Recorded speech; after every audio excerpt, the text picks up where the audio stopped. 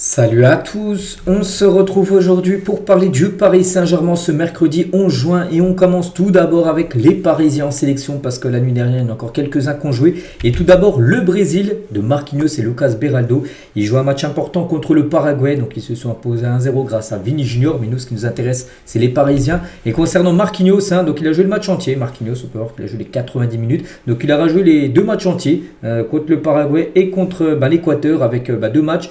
Une victoire, un nul, mais surtout 0 but encaissé. Donc deux gros matchs, on peut dire, pour Marquinhos, le défenseur parisien, pas blessé. Donc voilà, trêve parfaite bien sûr pour Marquinhos. Et Beraldo a pu jouer 17 minutes hier lors du match contre le Paraguay. Donc contre l'Équateur, il n'avait pas joué. Lucas Beraldo. Donc félicitations bien sûr aux deux Parisiens avec cette victoire. Bon, on peut dire que c'est officiel, le Brésil obtient son ticket pour la Coupe du Monde l'année prochaine. Donc on verra Marquinhos et certainement Beraldo jouer cette compétition. Donc 23 participations quand même consécutives pour le Brésil qui a participé à toutes les Coupes du Monde depuis la création de la Coupe du Monde, c'était bien sûr en 1930, donc voilà. On continue avec un autre Parisien également qui a joué la nuit dernière, c'est l'Équateur de William Pacho. Donc l'Équateur jouait contre le Pérou 0-0, donc 2 fois 0-0, il avait fait aussi 0-0 il y a quelques jours contre le Brésil.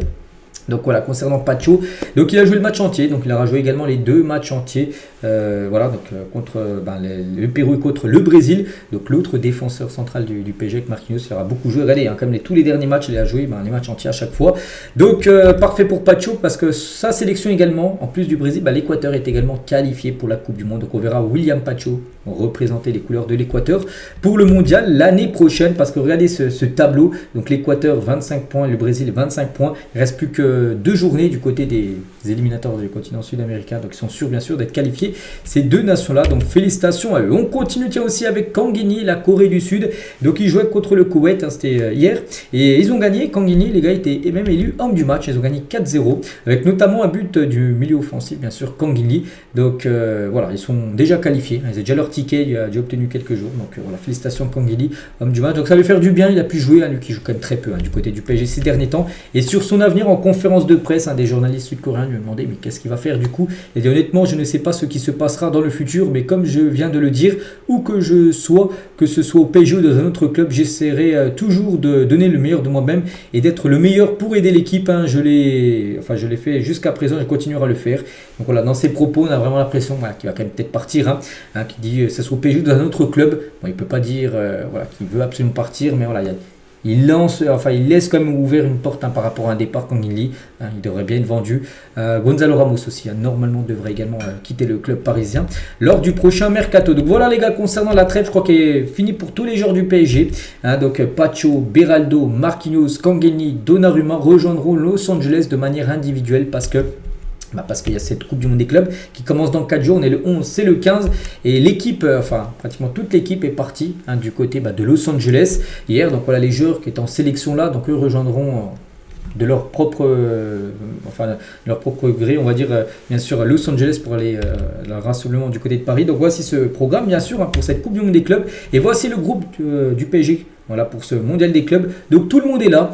Même Moscardo, les gars, regardez à côté de Donnarumma, Moscardo qui a été prêté toute la saison à Reims, fait partie de l'aventure de cette Coupe du Monde des clubs. Même Ousmane Dembélé qui est forfait pour les 3 premiers matchs de poule. Mais après, bien sûr, si le PSG venait à se qualifier pour les 8e, il pourrait peut-être faire son retour. Donc bien évidemment, il est enregistré bien sûr dans le groupe du PSG. Donc voilà, tout le monde est là bien sûr pour cette aventure de Coupe du Monde des clubs. Donc c'était hier mardi, le PSG s'est envolé pour les États-Unis avec cet avion, bien sûr un spécial Qatar, mais spécial Paris Saint-Germain, avec en plus un peu le logo de la Ligue des Champions qui a été remporté il y a quelques semaines.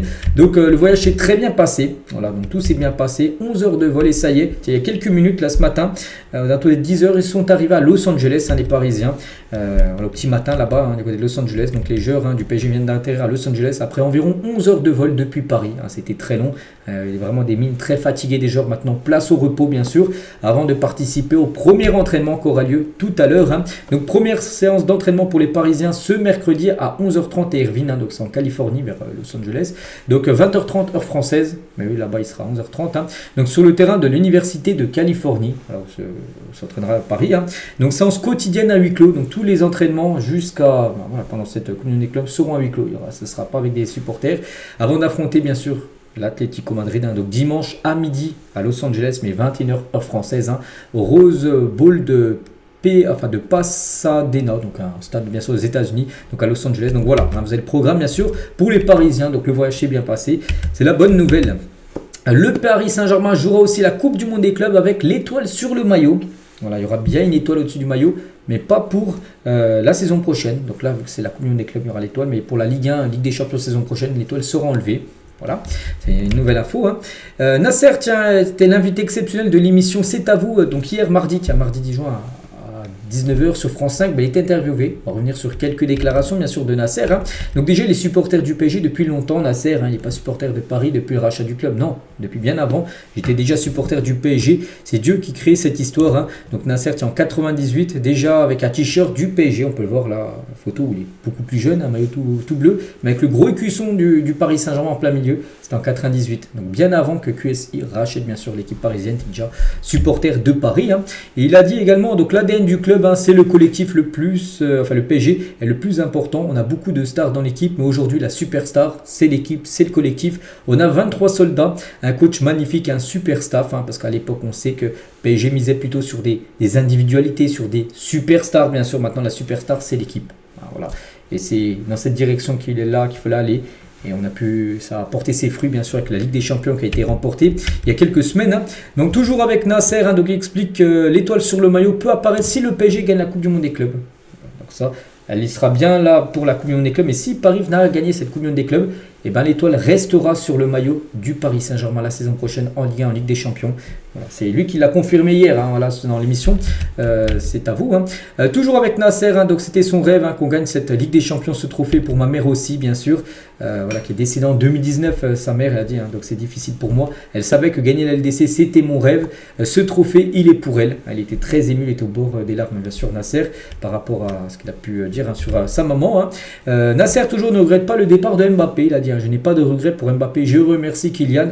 Je lui souhaite le meilleur pour la suite au Real, tant qu'il n'est pas en face, bien sûr, du Paris Saint-Germain. Et je remercie tous les joueurs Mbappé, Messi, Neymar, Zlatan. Donc Nasser se montre reconnaissant envers les grandes figures passées du côté du Paris Saint-Germain dans le passé. Et toujours avec Nasser et toujours dans cette émission C'est à vous. Et pour finir, il évoque aussi ses rapports avec Anne Hidalgo, donc la maire de Paris, et parle du stade du PSG. Donc je ne peux pas dire si elle a été invitée donc à Munich pour la finale de Ligue des Champions. On n'a pas de problème avec personne. Si elle a un problème avec nous, c'est ça le problème. Si on n'est pas les bienvenus, on cherche une solution en gros. Et là en gros il a parlé du stade, bien sûr, on cherche une solution. Donc la solution serait de construire un nouveau stade. Et c'est vrai qu'hier les gars, regardez, ça fait la une journée à l'équipe aujourd'hui, Paris au stade de la Réflexion. Au stade, donc c'est-à-dire le Parc des Princes, on sait que Paris le PSG cherche un nouveau lieu pour construire ce nouveau stade. Et il y a deux villes, les gars, qui sortent du lot. Avant, il y en avait plein. Il y avait plein de villes, il y avait Aulnay, il y avait plein de villes. Et du coup, ça devrait se jouer entre ces deux villes-là, entre Poissy et Massy, en finale pour le futur stade. Donc voici à peu près où est chaque ville. Donc là, on peut voir par exemple le Parc des Princes où c'est. Donc Massy, c'est plus près. Voilà, que Poissy. Donc Massy sera 12,5 km du parc, ce serait même dans l'Essonne, je crois que le stade est. Et donc Poissy sera 18 km dans les Yvelines. À noter que Poissy, c'est où il y a le centre d'entraînement du PSG. Donc il pourra avoir centre d'entraînement plus stade qui pourrait être construit juste à côté du centre d'entraînement. Donc bien sûr, après construire un stade, les gars, en plein Paris, c'est impossible. Il n'y a pas de lieu pour construire un immense stade. C'est pas possible, à part si tu rénoves le Parc des Princes. Mais comme j'ai dit, les gars, pour l'instant, la mairie de Paris ne veut pas vendre le parc. Et du coup, tu peux pas avancer d'augmenter la capacité. Donc voilà actuellement les deux villes. Après, c'est desservi, bien sûr. Il y a des autoroutes. Je sais pas laquelle est le mieux desservie entre les deux, j'en sais rien. Mais voilà, ça va se jouer entre ces deux villes-là, tout simplement, pour savoir où sera construit le nouveau stade. Donc, le club est convaincu qu'un stade de 48 000 places, donc le stade actuel du Parc des Princes, n'est plus adapté, surtout après les récentes festivités. Il y avait tellement de demandes, bien sûr, pour aller suivre le stade, qu'on se dit que oui, Paris doit aussi avoir un stade beaucoup plus grand, que ce soit au parc ou ailleurs. Donc, le choix final sera fait plutôt à l'automne 2026. Donc, maintenant, on sait que ça va se jouer entre ces deux villes-là. Maintenant, il va falloir encore attendre un an pour savoir ce sera laquelle ville vraiment qui sera qui sera choisi pour qu'il y ait le nouveau stade. On parle d'un stade de 60 000 minimum, peut-être jusqu'à 90 000 places. Voilà, ça sera étudié par les architectes, tout ça, pour voir le stade parfait, bien sûr, pour le Paris Saint-Germain. Et à noter, bien sûr, que Paris ne va pas quitter immédiatement le Parc des Princes, parce que déjà, comme j'ai dit, à l'automne 2026, on saura ça sera dans quelle ville. Il faut déjà attendre encore 1 an et demi. Et après, il faut construire le stade. Un stade, les gars, ça ne se construit pas en 2 mois. Ça ne se construit pas non plus en 2-3 ans. Il va falloir attendre encore 5, 6, 7 ans peut-être. Donc voilà, je pense que le PSG jouera encore pour au moins, je pense, 8-9 ans moins dans le Parc des Princes, bien sûr, avant peut-être d'aller ailleurs. Donc voilà, et pour finir, comme je dis, il y a 5 à 10 ans, donc le départ du Parc des Princes n'est donc, quoi qu'il en soit, pas pour tout de suite, bien sûr. Donc le PSG continuera d'évoluer du côté du parc encore quelques années. Et on finit, tiens, vous préférez Poissy ou Massy, si vous pouvez me dire pourquoi. Tiens, c'est PSG Insight Actu. Donc sur 4203 votes, donc la plupart ont mis Poissy. Voilà, c'est ce que j'ai mis. Après, je connais pas trop, on va dire, pour y aller. Je connais pas trop, c'est quoi par rapport au train, par rapport à l'autoroute, c'est lequel qui est le plus simple d'y aller. Bien sûr, parce qu'on sait qu'il y a beaucoup d'embouteillages, tout ça. Donc après, la plupart, peut-être ceux qui habitent en Ile-de-France, disent plutôt que Poissy serait mieux pour construire ce stade plutôt que Massy. On verra maintenant ce que va décider, bien sûr, le Paris Saint-Germain. Donc voilà les gars, ce qu'elle va dire aujourd'hui. J'espère que ça vous a plu. On se retrouve nous demain jeudi, bien sûr, pour le prochain numéro. Je vous souhaite une très bonne journée et à demain.